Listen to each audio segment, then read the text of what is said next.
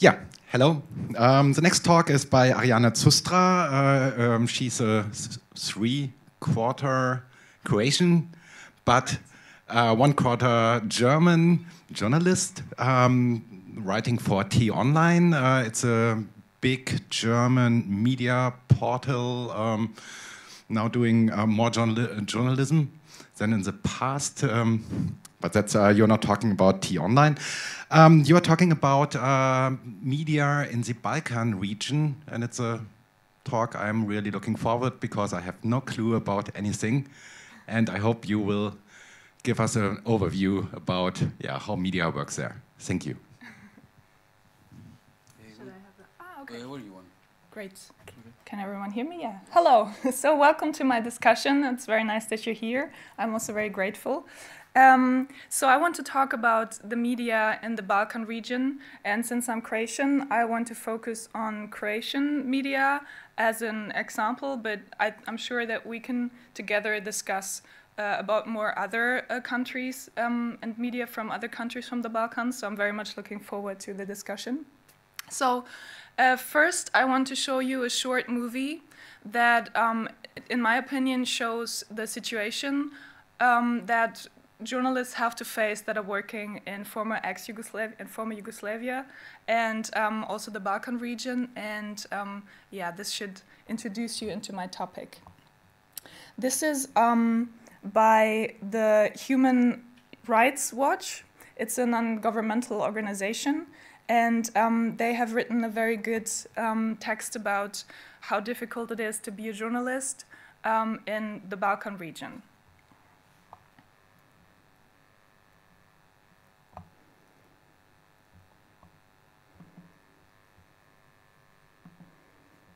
I had been a journalist during the war. We were supposed to think, where is the fire line? Where is the danger coming from? Where are the shots coming from? I didn't imagine that the post-war is going to be some sort of a minefield as well. You have to watch your back like you did during the war. I interviewed over 80 journalists in Bosnia-Herzegovina, in Kosovo, in Serbia, in Montenegro, and in Macedonia. And there are serious curbs on press freedom in these countries. The hostile environment includes being subject to attacks, to be subject to death threats. I received a couple of text messages on my cell phone with the name of my father and the very exact address where I live in Pristina, my date of birth.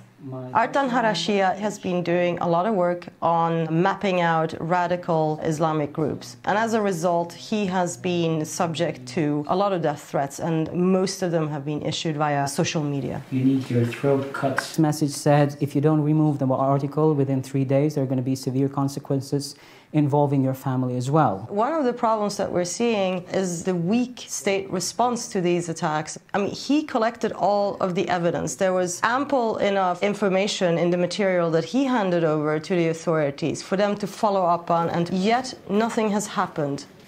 There is an obligation to protect journalists from these types of crimes. Околу истражувачкото новинарство. Ќе ви кажа дека тоа заврши на 28 мај 2013 година, моментот кога јас бев у Австрија. One of the most egregious examples of political interference is the case of Tomislav Kežarovski, a Macedonian investigative journalist who in 2013 was investigating the death of another journalist. He was arrested and brought up on trumped-up charges. Во нашиот дом упадна 15 маскирани лица, припадници на Министерството за внатрешни работи, вооружени со полна воена спрема. Мојот случај е направен, сметам дека е направен, да се даде до знаење што ќе му се случи некому ако ја пречекори некоја известна дадена црвена линија. We also documented a number of cases where journalists are subjected to smear campaigns in pro-government media. This cartoon is published in the Daily, in that time owned by the state. They are actually saying that we are criminals, as a trash, as a garbage. And this is all part of a broader pattern which aims to try and silence these outlets. dragging journalists to court for all sorts of stories that they write on, to make sure that they can financially squeeze them through high fines and legal costs that they can't afford. That is actually the way how the authorities are trying to damage us financially.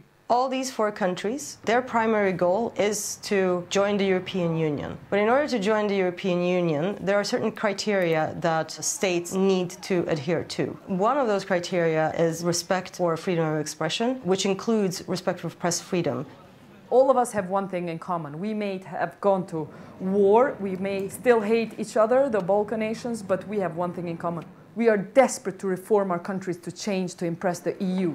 If the EU is serious about its own membership criteria, they should push to ensure the governments create a safe environment for journalists to be able to do their jobs as public watchdogs.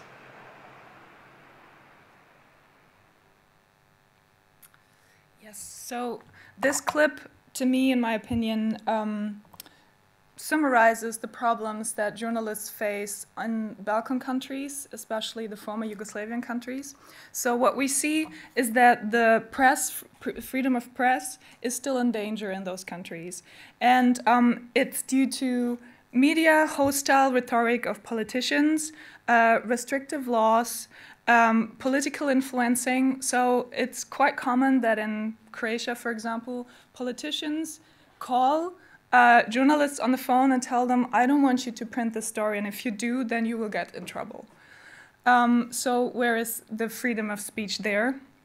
And also, as we heard from one of the colleagues in the movie, that they try to damage the publishing houses financially. So it's very difficult to have freedom of speech and, on the other hand, to be safe in what you're doing. So let's take a look in the ranking of the Reporters Without Boundaries, Reporter ohne Grenzen. It's also a non-profit and non-governmental organization who is publishing every year a list of all the countries of the world, or no, I think it's 180 countries of the world, and they rank them by how well the situation for a journalist is and how safe they are in their job, and how well the situation concerning freedom of speech is. And here we can see, so this is the ranking for 2016, which was published 2017. Here we can see that the Scandinavian countries have the best situation for journalists. And then we see a couple of different countries. Germany is 16th, after Costa Rica, for example. That was a surprise for me. And then I have to scroll down to finally come to the first former Yugoslavian republic, which is Slovenia. It's the first one in this list at range 37. Then we have, to scroll down much more, to Bosnia and Herzegovina in 65th position, Serbia 66th. Then we have Croatia in range 74. And you can see all the other countries that are in front of them, like, I don't know, El Salvador or Southern Korea. Then we finally come to Kosovo, which is on range 82. Greece is 88. Did you see it? There's Greece. Then we have Montenegro. It's number 106. Bulgaria is 109. And Macedonia is range 111. So the situation is, in terms of politics in a wider range, not very good for journalists. So let's take the standpoint of the media houses and the publications themselves. So what do they do to get more digital, to have a wider range, and to do their job as best as they can? So what I did is I took a look on the 2 biggest daily newspapers in Croatia and the 2 biggest weekly newspapers, and took a look how they present themselves on Facebook. So let's take a look on Večernji list, which means the evening paper. This is one of this has one of the widest range of newspapers in Croatia.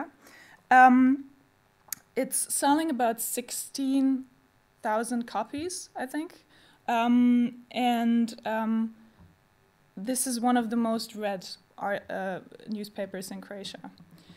So when you take a look on the Facebook page, what I noticed is it's like the topics are kind of chaotically putting together. So we have in a politician, an article about the politician there.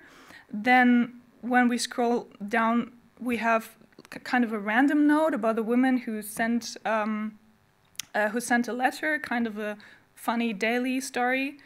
Then we're coming down to something about Lady Gaga, I guess, then something about pornography.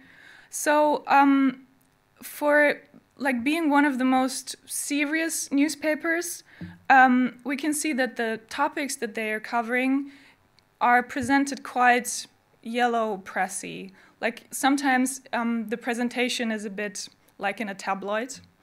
And this is also one point that is very often criticized in Croatian media anyway. So that a lot of media who are supposed to be serious, they present themselves or sell their topics in a kind of very hypey way.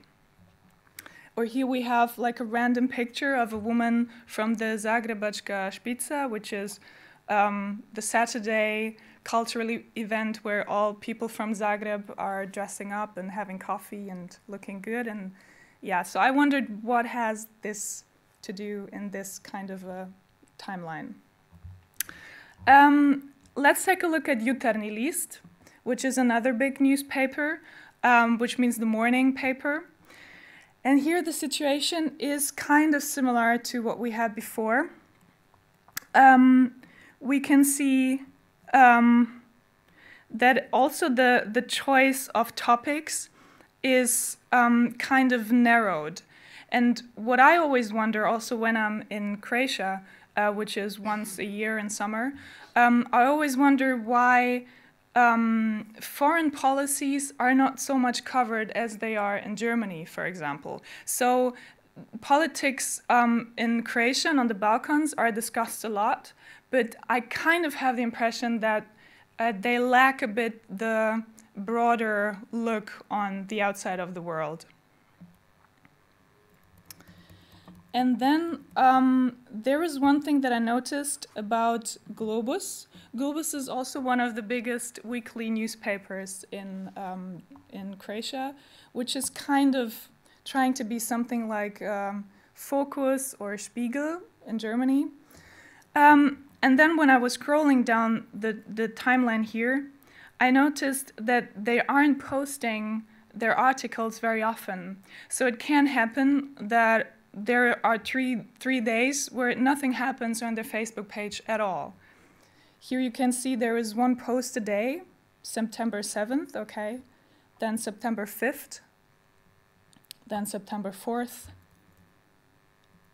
and then September 1st. So this is something that is very unusual for me because, for example, Spiegel, they would never not post something on Facebook for 3 days. Sometimes it seems like they don't post something, they post something every 3 minutes or every 30 minutes. So really, I think that there is a lot of potential here that is not used. And then I took a look on the Twitter page of Globus. And this looks very lost here. I wondered how the whole page, I mean, you can see 243 tweets is not very much. And you can see that they use their Twitter page basically to be kind of an advertisement. So they're writing here, as you can see this post, it says, hey, take a look at the new number of our magazine. And then there is the link. So there is no no link to any article or something that goes in kind of a deeper look into the magazine. It's just saying, hey, we're out now. Go to the Trafica, it's called in Croatia, and buy the magazine. So also a lot of potential that is going to nowhere. Then I took a look at Nacional. This is another weekly newspaper, and it's like the biggest concurrent to the Globus. And on this Facebook page is also the same problem, that they don't use their potential. They don't post very often. Here they did. But when you scroll down a lot, you see that it's very irregular. And when you then take a look on the Twitter page of Nacional, I was very surprised. This is the official page of Nacional. And here you can see that the last tweet was twittered on June 29th in 2015. So I wonder, who is going to follow you on Twitter as one of the biggest weekly newspapers in Croatia when the last damn tweet you did was like 2 years ago? So this is a lot of potential that is going to nowhere, and I wonder why they are not aware of their range, and why they don't have, or it seems that they don't have, kind of a social media team or somebody who is going into a more digital way of presenting their work. And that is, I guess, something that really has to be discussed. So this is only like a couple of examples from Croatia. I would be very surprised and opened to talk with you about other countries on the Balkans, if you may know something. So I would be really interested in hearing your positions, whether some of you who are sitting here are journalists as well, and to hear your positions about this. Why is this still going on, and why is the media coverage in these countries still very backward, in my opinion? So if anyone has other experiences, feel free to tell me. Are there any journalists here to start first? Except from you. No journalists here? Or anyone who is from one of the Balkan countries? Nobody? There are a couple of people from Greece here, right? Who's from Greece? Okay, most of the people. So can maybe one of you tell me how would you see the situation of the media in Greece, since, as we can see on the ranking, Greece has an even worse scale than Croatia, and you've seen how the social media covering in Croatia is. Well, hello everyone. Hello. Thank you for your presentation. From my personal experience and from what I've seen in Greece is that there are many big media outlets like channels and newspapers and magazines. But the last years, I see young people building like new media sources where they share news. They share news that are closer to people. You feel that you can trust them. It's not that they are funded by big corporations or politicians, so you can trust them.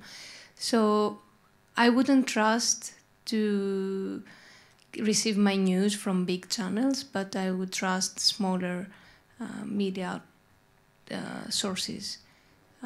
So maybe if young people engage to it, they have the passion to opt for, good quality news. Maybe, I don't know if this is no, it's very interesting. I just wonder, the first question I would have is whether those people who are doing these websites are actually journalists, or are they more kind of bloggers that are maybe very much into the digital society, but are lacking everything that you need to be a real journalist and having all the ethics that you have to know. So that would be my question. So I wonder how we can put those two things together, because I think that obviously Croatia is not a very digital country yet, because also 87% of the people between 10 and 98 are using a television every day. So this is the first source of information for Croatians. And only 19% are using the internet every day. Only 19. These are numbers from, I guess, 2016 that I wrote down and found. So, yeah, how can we improve those old structures to get into a more digital society and still having the quality that it requires to reach a lot of people, but also to do quality work? And this is, maybe the question that those countries have to provide. This is one thing. And then there is one thing that I noticed about Greek media. I don't speak Greek, and I was very interested while I was preparing the discussion to see how they work and what topics they cover. But all the pages, of course, are in Greek. And I didn't find a lot of pages that are written in both, or where you could translate into English. So I wondered, what if Croatian pages, for example, would be in English as well? Do you think that maybe more Germans or more people from Western Europe would actually like them on Facebook and read them as well?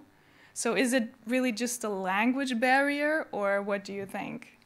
Because I wonder, when I look on my Facebook page or the timeline of my friends, they're liking German media, some Swiss and Austrian media, and then media like The Guardian, New Yorker, and all the very famous worldwide English-speaking media. But not so many people are liking other media, for example, French, or why not maybe Turkish? If there's something going on in Turkey, then the Germans read in German newspapers what is going on in Turkey. And then I wonder, why not trying to read kind of from the first hand in a Turkish newspaper if it would be in English? But that's not always the case, or as far as I know, very seldomly. So would this be something that you would do, or wouldn't you trust those media as much as you do in your own country, or in Germany, for example? Yes.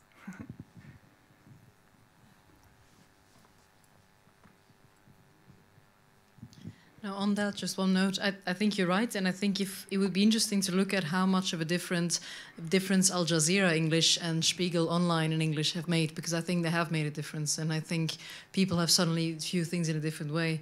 What I think could also be interesting, though, is if you look at, for example, Turkey, and if you were to try and make almost like a word cloud of the typical words that occur in this kind of newspapers or this kind of outlets and societies in a way, and compare them to the way they reported. Because I think in some countries, and I remember being close to Israel-Palestine a lot, you could almost do the discourse analysis, and you almost saw terms around heritage, around religion, around family coming up much more frequently than they would do in Western media, and also being used in different ways. And I think it would be very interesting to see across different countries what people care about most, just by picking out even just the most recurring words. Yeah, that would be very helpful, especially for countries like, for example, Croatia, that are not so digitally, and where how can you find the opinions of those people if they are watching the TV instead of using the internet? So, I think there is a lot of potential that can still be brought together. And we talked about this in the previous discussion that I found very interesting, that maybe if there would be something like a European newspaper, where, like the EU for politics, kind of a European newspaper, kind of the EU in media, where the journalists from every country, maybe from some of the biggest newspapers, or the most rewarded ones, kind of brought together in kind of a either real-life situation, kind of a conference, or in a video conference or something, so that they can talk about what is going on in their countries, and they can provide the information on first hand, and so that there can be some kind of a European mind in a newspaper that is not so much influenced by national thinking. Because of course, if a German newspaper writes about what is happening in Turkey, it's very much layered with all the discussions that they have with the political, it's a very tense situation. So they will tend to write different about Turkey than, for example, a Serbian newspaper would do. And so maybe there really is a lot of potential that should be brought together. Because I don't think that the Croatian newspapers and the weekly newspapers are not good enough to provide this, or not skilled enough. I think it really should be, we need a shift into thinking in a more broader sense. And yeah, hopefully this will happen one day, so that we can have kind of a transnational information exchange beyond borders. Yes. Does anyone want to add something?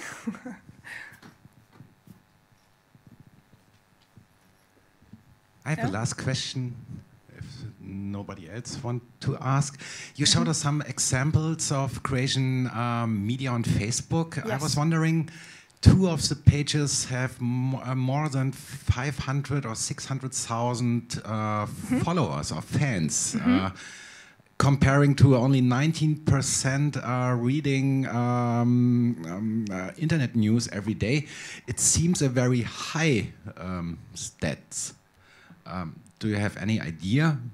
Did they bought fans on black markets to have a huge number? Or that is a good question, because I can't say whether they did or not. One thing that is definitely in Croatia is that people are not buying newspapers so much. So there is one very famous newspaper, is called 24 Sata, which means 24 hours. It's a free newspaper by an Austrian owner,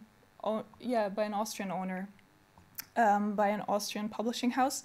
And so I think that that people are still they're liking the Facebook pages to have any information at all, but I wouldn't say that they maybe they're the younger people, but I wouldn't say that they necessarily are very much into them, because when I can only talk about what I know from my family and friends, when I see their Facebook timelines, then it's very little about information and very little about newspapers. Maybe they have liked it, maybe that's the number, but they don't really absorb it like, for example, my timeline, which is almost only about newspapers and articles. And they use Facebook more as writing with friends and sharing pictures and cats and I don't know. So maybe they have these likes, but I'm not always sure whether people absorb the news as much as we do, for example, in Germany. So, but that's only my guess. I really don't know whether they have bought them or not. I don't want to judge on that. Okay, thank you for your talk. If somebody has more question, you will be around here, I think. Yes, sure. Cool. Here and tomorrow as well. Cool. Yeah, thank you. Give a warm applause to Ariana.